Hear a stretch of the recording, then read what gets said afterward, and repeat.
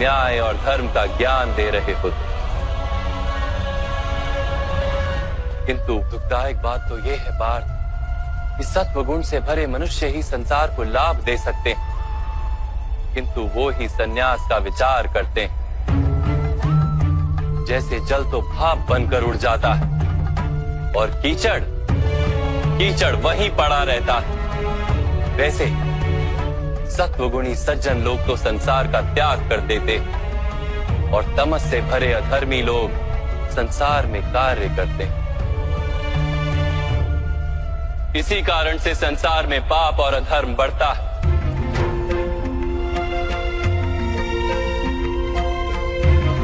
किंतु कर्मयोग इस विचित्र स्थिति से सारे संसार का रक्षण करता है। कर्मयोगी फल की आशा का त्याग करता है, किंतु कर्मों का त्याग नहीं करता। वो इसी संसार में रहता है, सन्यासी की भांति सारे कार्य करता है, किंतु उनमें लिप्त नहीं होता। कर्मयोगी अपनी संतानों से, स्वजनों से, अपनी प्रजा से कोई अपेक्षा या आशा नहीं रखता। स्वयं उसे संन्यास का लाभ होता है, किंतु समाज को संसारी की भांति लाभ देता है। मनुष्य अपनी संतानों के सुख के लिए श्रम करता है माधव। अपनी संतान से सुख की अपेक्षा कैसे न रखे? मनुष्य अपनी संतानों के लिए जो भी करता है वो व्यापार है या प्रेम पार? प्रेम माधव। तो फिर अपने कार्यों के प्रति फल की इच्छा क्यों पार? भविष्य का लाभ तो व्यापार में देखा जाता है, प्रेम में नहीं। जो मनुष्य अपनी संतानों का चरित्र निर्माण उचित रूप से करता है, संतानों को प्रेम और धर्म के संस्कार देता है, उसकी संतानें भी मनुष्य को प्रेम और सुरक्षा अवश्य देती।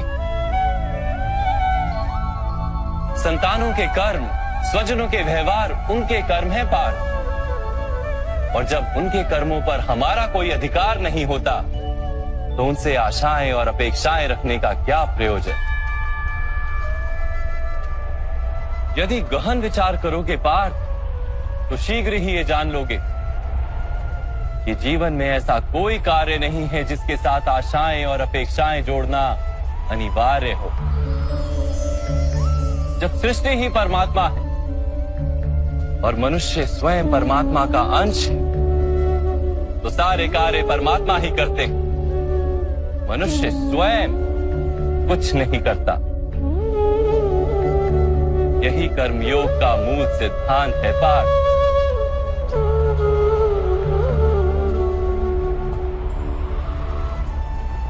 तुम्हें भी कर्मयोगी बनकर ये युद्ध करना आवश्यक है पार्थ। त्रिगुणिया विश्या वेदा निस्त्रिगुण्यो भवार्जुना निर्द्वंद्वो नित्य तत्वस्थो निर्योग क्षेम आत्मवाद।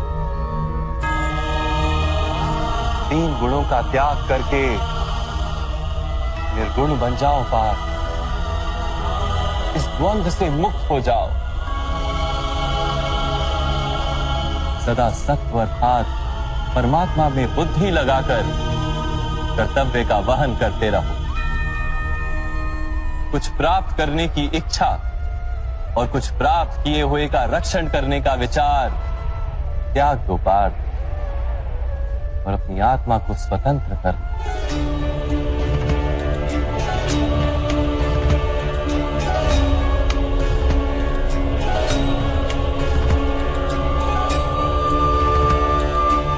स्मरण रहे पार्थ,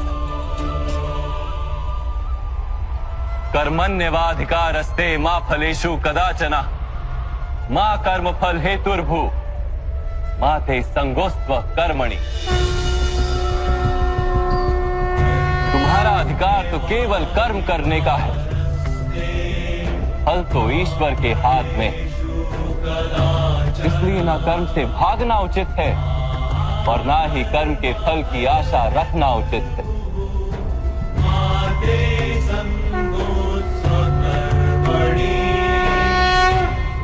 जो फल का त्याग कर दे परंतु कर्म का त्याग ना करे, ऐसे कर्म योगी को कैसे जाना जा सकता है माधव?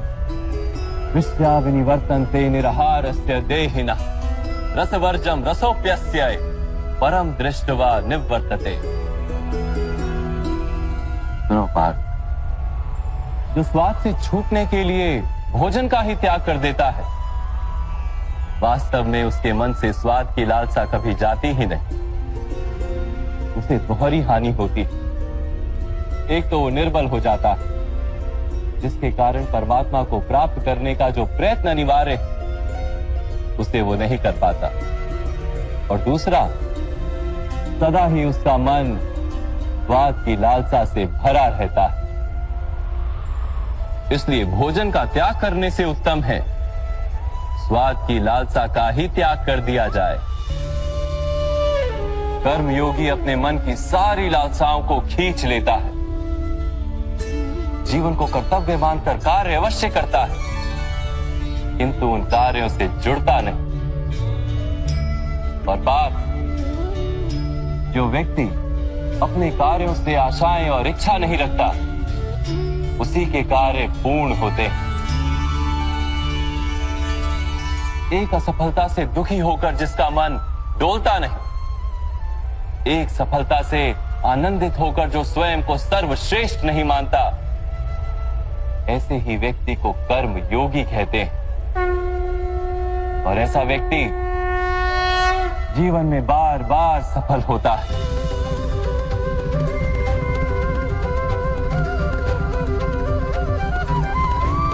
ध्यायतो विषयान पुंसः संगस्तेषु पजायते संगात संजायते कामा कामात् क्रोधोऽभिजायते क्रोधात् भवति सम्मोहः सम्मोहात् स्मृति विभ्रमः स्मृति भ्रंशात् बुद्धिनाशो बुद्धिनाशात् प्रणश्यति। फल की आशा से कामना प्रकट होती है, और कामना का तो स्वभाव है असंतुष्ट रहना। असंतोष से क्रोध उत्पन्न होता है, और क्रोध से मोह जन्मता है। मोह के कारण व्यक्ति आचार और व्यवहार का ज्ञान ही भूल जाता है। ज्ञान के जाने से बुद्धि चली जाती है, अनुचित प्रकार के कार्य होने लगते हैं, और समाज ऐसे व्यक्ति का शत्रु बन जाता है। और अंत में ऐसे मनुष्य पूर्णतः पतन हो जाता है।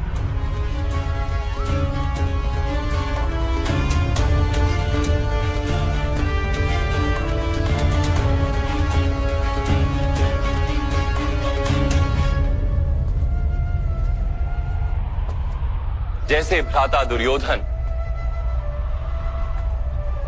उनके सेनापति महामहिम उनके ही शत्रु हैं, और तुम्हें विजय का आशीर्वाद दिया।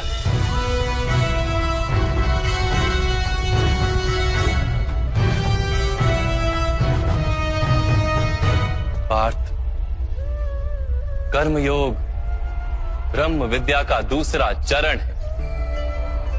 परमात्मा में अपनी बुद्धि स्थिर करो, स्वयं को आत्मा जानो, मिथ्या बंधनों से मुक्त हो जाओ,